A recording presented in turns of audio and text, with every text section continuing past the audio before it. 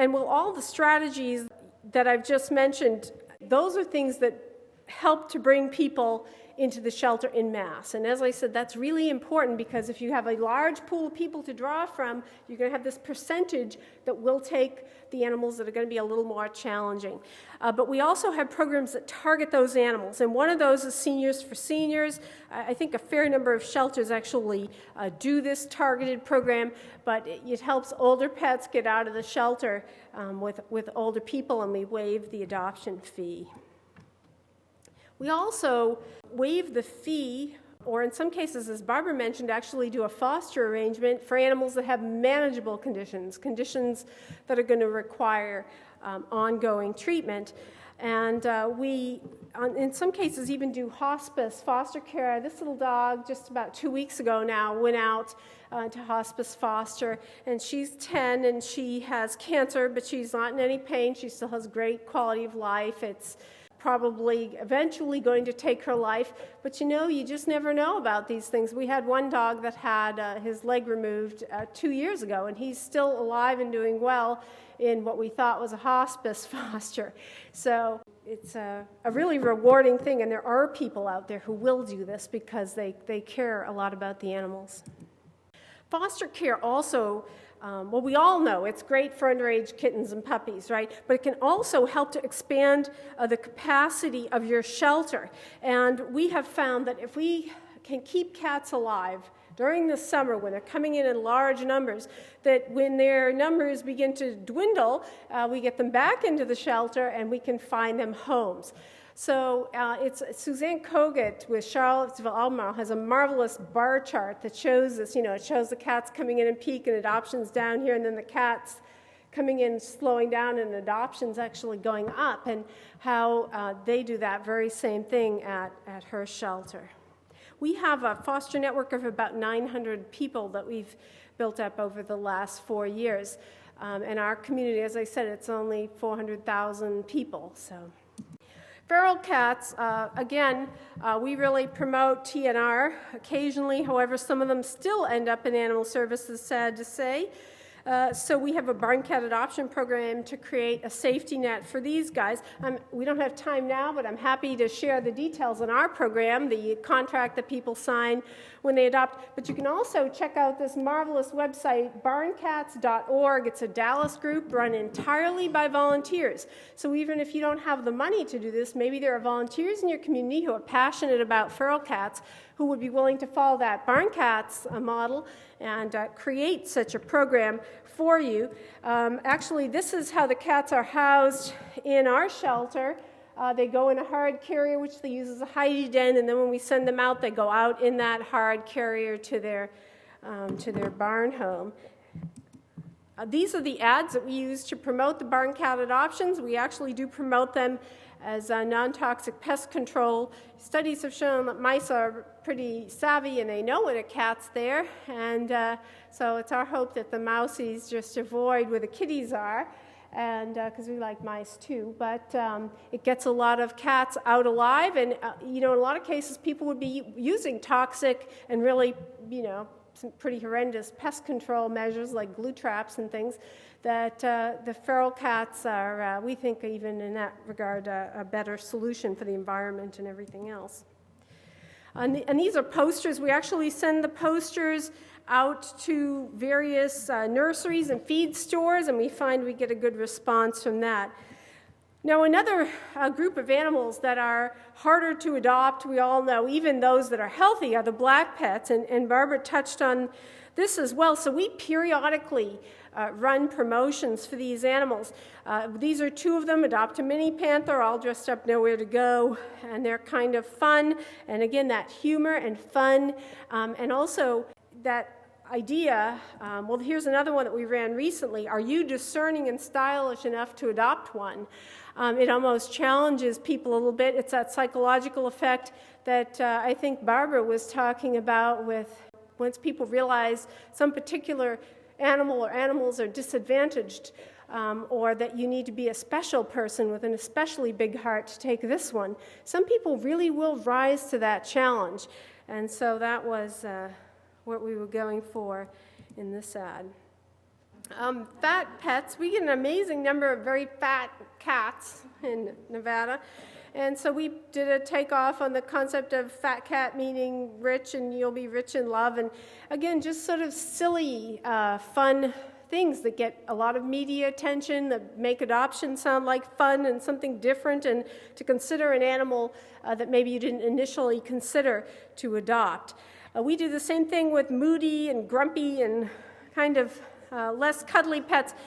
I imagine many of you have heard of the TV show Bridezilla. Well, we figured that if these really pretty unpleasant young women could find true love, that surely there was someone out there for the grouchy chihuahua or the snippety kitty cat. And we found that to be the case, actually. We also have a colony room in the shelter where we house some of the cats that are, they want love only on their own terms. So it's the catitude room. And we warn people that they can be naughty or nice. And most of them actually can be nice, which is the interesting thing. And there's this percentage of people out there who actually like that this cat doesn't love everybody it lays eyes on, but it loves me. And so you can appeal to people in a variety of different ways for some of the more challenging animals.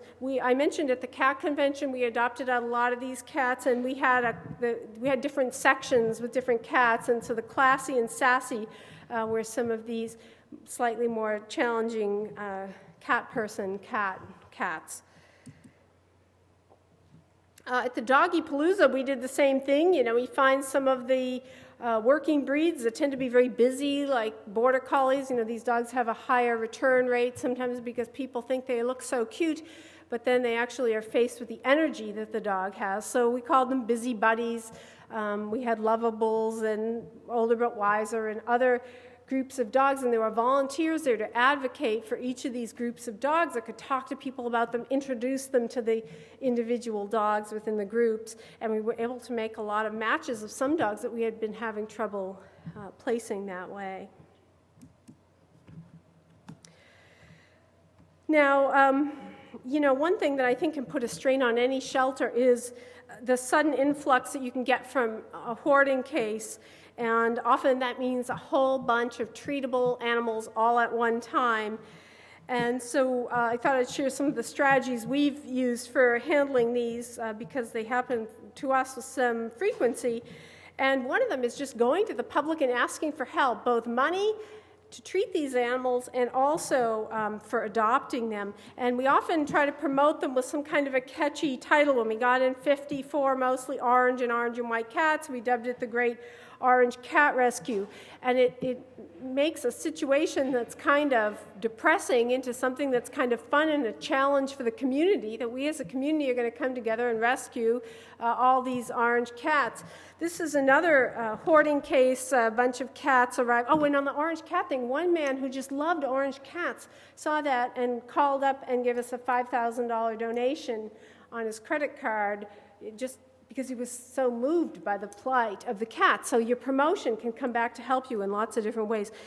These are photos from another hoarding case. What we did was we actually took the photos as the animals were arriving, and we sent them to the Reno Gazette-Journal, and they went out.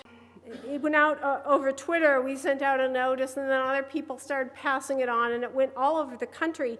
And the Reno Gazette-Journal called me the next, I think about 2 days later, and said, "Oh my God, we've had 10,000 hits on that cat story." It was actually a photo album with all these images. And, they were really pretty amazed about that. When we write the news releases about hoarding cases, we actually work hard not to blame the person, because for one thing, we want other people who are getting into trouble to come to us for help. So if you're calling another hoarder some sort of horrible, evil person, it makes it really hard for somebody who's struggling to come to you now for help after they've just seen somebody else lambasted. So we think carefully about how we manage those situations. But also, we want these animals to be adopted, so we try to not over-dramatize their conditions. And we do find that people are still willing both to adopt and to donate. And then we house them together, because when we do the publicity, people will come in and say, "I want to rescue one of the cats from," in this case, the Cold Springs cat case. Shortly after the cat incident, we had 2 dog neglect cases come in short order, and we did the same thing. We actually sent out both of those cases photos to the Reno Gazette-Journal again, and the same thing went out over Twitter, and this time they had over 35,000 hits on their photo album at the Reno Gazette-Journal, which for Reno is huge. So they just love us, and they think that animal things are the hottest thing going, and then they started running a weekly photo album of the animals arriving at the shelter, and that was getting a lot of hits. So media works both ways. If you get them a lot of attention, they're going to love you, and they're going to be really good to you. Let's see. Earlier, Barbara talked about free cat promotions, and I have to admit I had the same initial fears about it. In fact, at first we only said fee waived for a very long time, and eventually we said, oh, what the heck, we're going to say free. And, if you do good screening, which is really important with every adoption, there's really no reason to fear. In fact, there was a study done that was published in Cat Watch. I think I have it. I could send a PDF to anybody who'd like to see it, that really demonstrated that there is absolutely no measurable difference between a person who pays a substantial fee, in the case of the study $75, to adopt a cat, versus somebody who adopted the cat for free. So that can help you, if you have that, to ease the minds of people who might be very fearful, maybe on your board or coworkers, about giving free adult cat adoptions a try. While adult cats, can be perfectly healthy, in the peak of summer, just being an adult kitty can be a serious challenge.